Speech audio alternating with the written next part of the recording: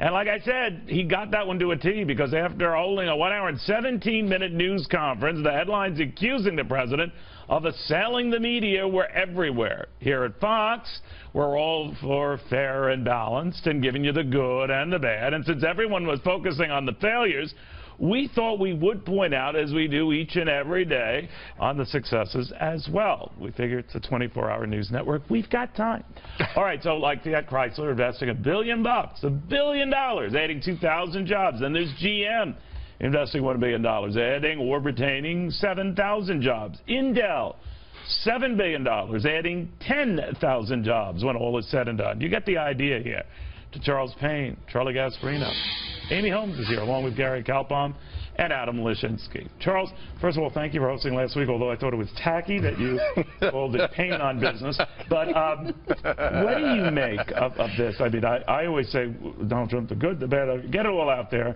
But the president did have a point that there's a disproportionate amount of focus on my failures, focus on my failures. Yeah, and you're being diplomatic. Let's face it. The media went to war with Donald Trump, the candidate. They really did. They dissed him every turn. They do not like him, and they don't like him much better as president. They treated him like a clown. They wouldn't cover him as a true politician.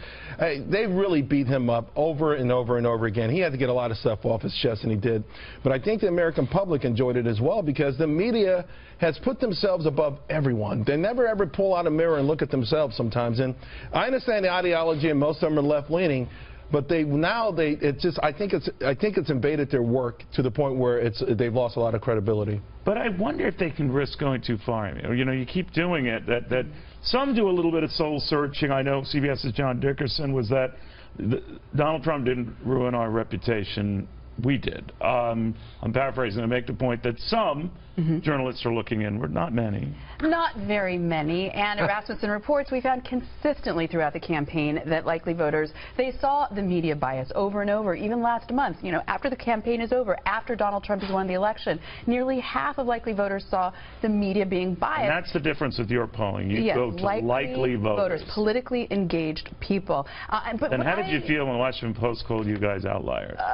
Outliers. Well, because the Washington Post picks the polls that forwards their narrative of Donald Trump not doing well, you know, in terms of public approval. But what I find ironic is the media used to love it when President Obama pointed out their bias. I was at the President Obama's first White House Correspondents' Dinner in 2009, where he looked out at the audience, 3,000 White House press correspondents, and he said, "Most of you covered me. I remember that. All of you voted for me." And you know what, Neil? They burst into laughter and applause in agreement. Yeah. They loved being called biased by President Obama. That's interesting. That was a mutual admiration society. Absolutely. Right? I think there was supposed to be a labor secretary announcement yesterday, though. Right? Wasn't he supposed to? I could have sworn. That was brilliant. That was he made a quick reference to it, and then it was on to all the accomplishments. I will say this. It was, what'd you say, an hour and a half? He answered 77 minutes. He answered many questions, many more than President Obama. He went to 17 reporters. Yeah, who Is that right? He would drone on. Both of you were quite able. He would drone on. President Obama would drone on for 45 minutes on one question. I mean, Donald Trump actually engaged the press. And he took on his toughest questioners. He didn't avoid them. Aside from his theatrics and some of his language, what he said, or how he said things, what he said was not pretty, wasn't crazy whatsoever. I could not disagree with you more with what you're saying when he talked about the Russian, all you liberals think that he's about to press the button and start World War III. If you think about what he said about the Russian submarine, he goes, I could have blew the... All right, Adam, you're not buying it. Adam's not buying it. No. No, and because, Neil, you know, I have fun with you when you call me a liberal or whatnot. I say, well, I don't really like labels. I like the label of being a journalist, and I could not disagree with the thrust of this conversation more. The media's job is to hold every president accountable. The president, when he rants and raves and whines about the treatment that he's getting, is doing a disservice to himself and to the country. They are doing their job. I actually agree with that, but do you find that he might have a point when they disproportionately focus on the negative and leave out the positive? Now, you're a very fair-minded journalist. You'll mention, and I'm sure in your coverage you have, about these CEOs who come by and he extracts concessions out of them or job commitments out of them. Yet while you're also mentioning the Flynn embarrassments and everything else. All I'm saying is do both. That's what good journalists should do. And I think the operative word there, Neil, is disproportionate. The media has reported on these job gains, on the the concessions that he has actually won by using his bully pulpit. Not nearly closely enough. I'm not saying it has to be 50-50. Because it's not the biggest story. But you just got my point there. And Gary, that's my worry. That I think that I'm not saying that to be a cheerleader. And by the way, I have no axe to grind. This guy avoids my show. He hates me personally. That's fine. It's okay. He doesn't hate. Well, hate is a strong word. Loathe, I think, comes to mind. But Gary, all I'm saying on this, is treat him fairly. Treat him fairly. And that I don't see. All respect, Adam notwithstanding.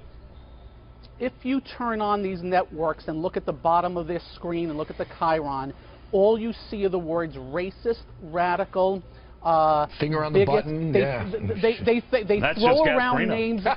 They throw around names like Hitler, Stalin, and Mussolini like it's vanilla ice cream. And I think Donald Trump has enough. In the last week, a reporter from the New York Times called the First Lady a hooker, and you know what happened to the reporter? Nothing. If a reporter said the same thing about Michelle Obama, they would be banished up to Mount Everest, dressed in shorts and a tank top, and be castigated by the media. It's just ridiculous what is going on at this point in time. Right, and we're not even talking yet about what was exposed in WikiLeaks about top media people colluding with the Hillary Clinton campaign to try to give her an edge or try to butter them up. We're also not talking about the campaign anymore. Even running quotes. Well, by the way, Adam's right on there. It's hard to hear him, but we're not talking about the campaign anymore. We're not talking about the campaign, but we are talking about the president. You think that residual, to Charles's point, these are the same people from the campaign. Let's be real clear. If you listen, every president's gone after the press. Remember Spiro Agnew? Obama complained about us incessantly. Well, just you. I think it was really. Yeah, it wasn't Sean or anybody or O'Reilly, right?